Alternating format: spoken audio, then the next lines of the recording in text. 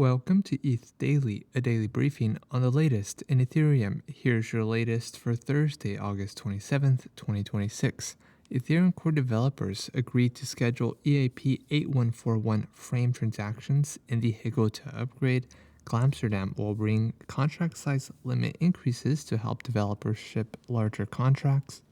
And Moonwell suffers an $8.7 million loss due to a price manipulation attack. All this and more starts right now. Ethereum developers moved EAP 8141 frame transactions to scheduled for inclusion in the Hegotá upgrade, committing to ship native account abstraction while leaving the specific implementation open to change. EIP 8141 introduces frame transactions, a new transaction type enabling accounts to define validation, execution, and gas payment logic in EVM code. The standard brings native account abstraction at the protocol level. A competing approach, EIP 8130, proposed by Base, also remains under consideration. Both Layer 1 and Layer 2 teams are working together towards a shared transaction type or minimal interoperability to support the same accounts cross-chain, akin to an externally owned account.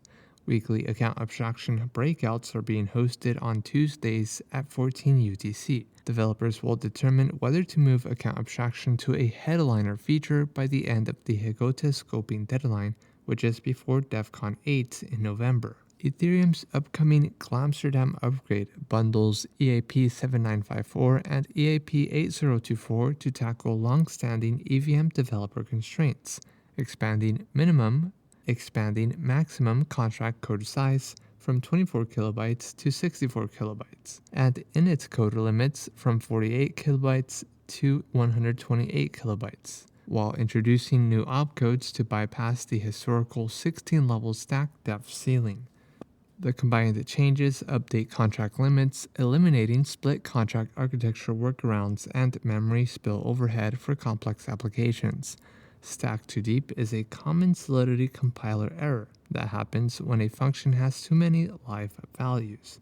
The EIPs are now live on the Plattebrugge testnet ahead of the Glamsterdam mainnet activation targeted for late 2026. And lastly, an attacker manipulated the price of a low liquidity token, MAMO, supported as collateral on Moonwell DeFi, a popular lending protocol on Base. The attacker aggressively purchased MAMO tokens across thin liquidity Aerodrome Slipstream and Uniswap V4 pools, pushing the price up by approximately 8x. The attacker then deposited the acquired MAMO as collateral into Moonwell and borrowed approximately $8.7 million in CBBTC, ETH, USDC, and WST ETH against the inflated MAMO valuation. The attackers subsequently swapped the borrowed assets into 7 million DAI, which currently sits in their wallet.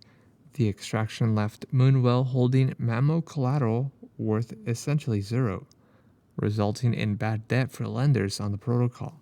Following the incident, Moonwell set borrow caps for all core markets on Base to one way, effectively zero, preventing new borrowing. The protocol also set supply caps for MAMO and to one way.